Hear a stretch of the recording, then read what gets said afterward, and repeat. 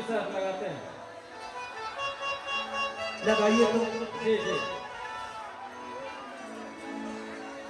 हाक दही बेना, हाक दही बेना नाम है जी। आ जाओ प्रिया, और आप आ जाओ दो लोग।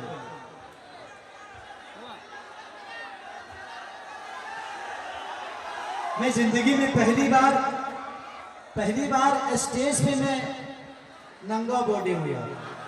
ये आप सबका प्यार है, और मैं कहीं दूसरी जगह नहीं, मैं अपने परिवार में आया हूं, इसलिए मुझे इस बात का ये नहीं कि हाँ मैं क्यों नंगा हो गया। बनौले बनी तब ना हो।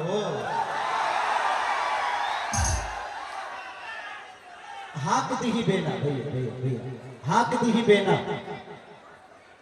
हाक दही बेना कैसेट का नाम है, देखो उसमें होगा, ट्रेंडिंग 1 पे है,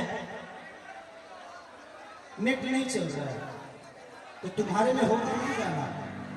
हमरा गर्मी होता, हमरा ठंडा पिए के लगे। ये नहीं है, नाती राती कुछ मनी है। ये नहीं है, हाक दही बेना।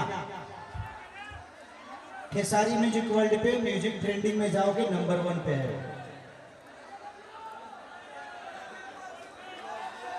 लेकिन मैं ये काम तभी करूंगा, सबका फ्लैश लाइट जलना चाहिए, जितने भी। एक मिनट रुको रुको भैया रुको, सब लोग फ्लैश यहाँ से बनाओ, चारों बगल से, हर जगह से, जहां जहां लोग हैं, सब लोग अपने मोबाइल का पहले फ्लैश लगाओ।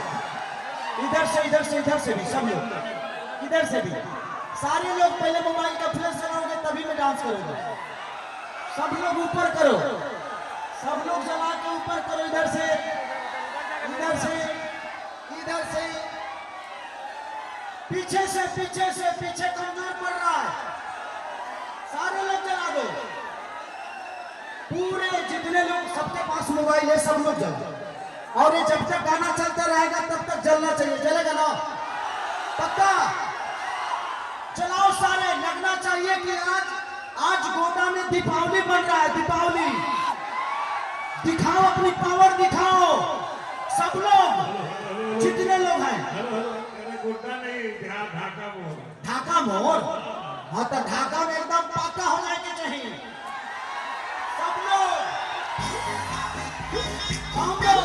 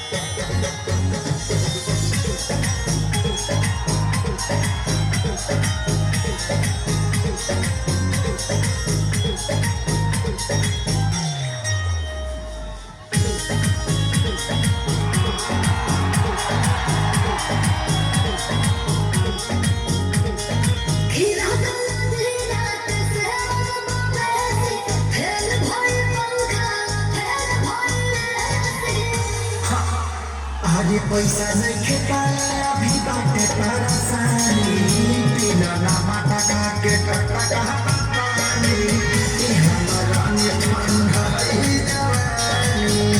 बोलो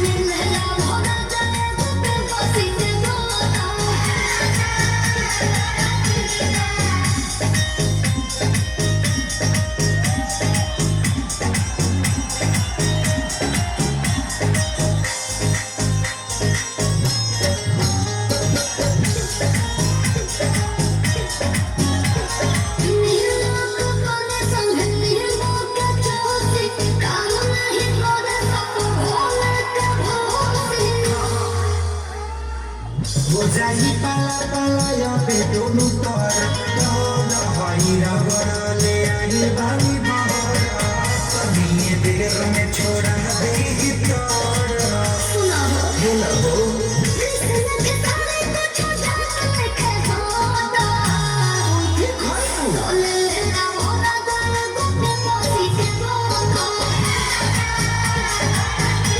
सोले ना मोरा गल गोपे मोसी के बोलो हिमाचल सोनपुर